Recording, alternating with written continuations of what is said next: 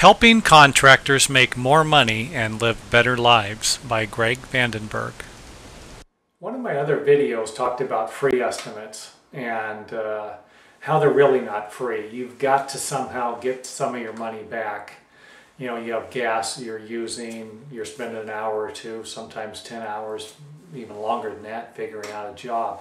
This isn't really free. You need to be getting paid for this. Something I'd like to point out is doing extra stuff when you don't have the job. So let's just say, for example, you're handed a set of blueprints, but a structural engineer hasn't looked at them yet. You know, it's a set of blueprints from the architect. They want an idea how much it's going to cost.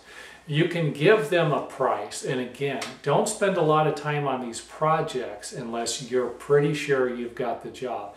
You know, and when I say pretty sure, what I mean is you're positive. You know, you're 99%. There's not a lot of chance here that you're going to lose it. If you're handed a set of blueprints like these and you've never worked with these people before, make sure that they do the legwork. You know, this is what this video is all about. Don't waste your time doing things that they need to do.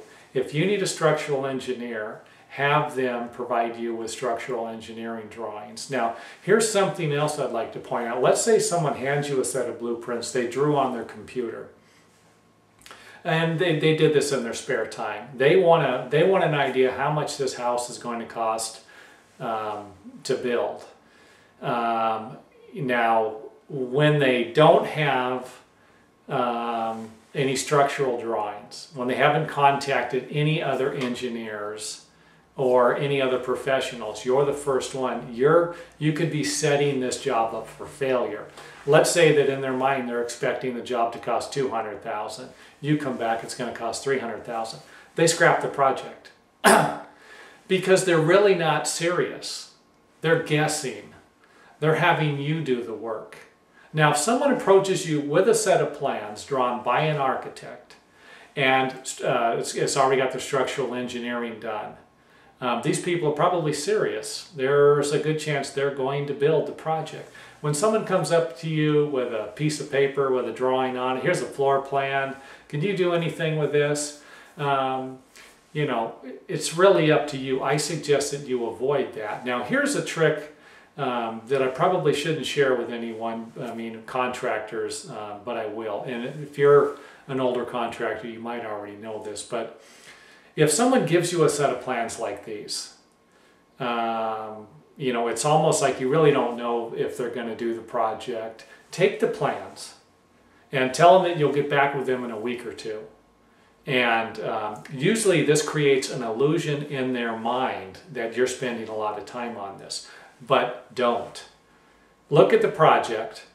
And again, don't spend a lot of time on this. Look at the project in your head, figure high, write a number down, and tell them, hey, and I'm not talking about writing out a proposal either. I'm just talking about shooting a number back to these people. Give them a number and tell them that that's a rough estimate. You would need more structural information and so on. But don't waste a lot of time on it. That's the whole key to this video, is wasting your time. Let them waste their time.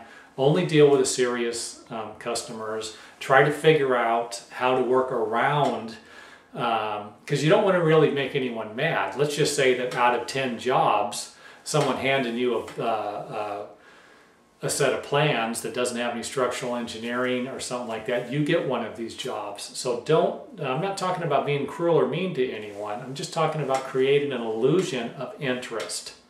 Don't get caught up in doing a lot of legwork for them. You know, don't suggest on taking the set of plans down to your structural engineer. Let them do it. Unless you have a signed contract, let them do all the legwork. Let them handle. You know, you can always point them in the right direction, but don't get involved. And again, the whole reason is behind this is, what if you don't get the job? What if you spent 100 hours on a project and you didn't get it? That's a lot of time. Visit some of our other websites today if you're interested in finding more helpful information on construction.